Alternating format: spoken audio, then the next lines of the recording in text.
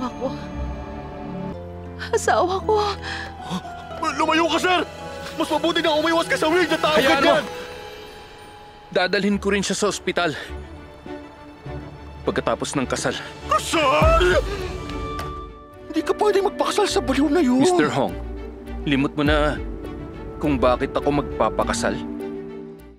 Kung hindi ako magpapakasal, sabi niyo, hindi kayo magpapa-opera, di ba?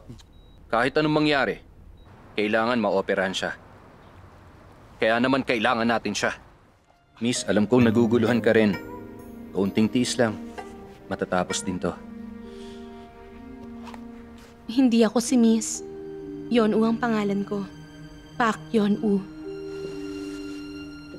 Ako naman si Kang Teha. Oo. Alam na alam ko ang iyong pangalan. Kang Teha.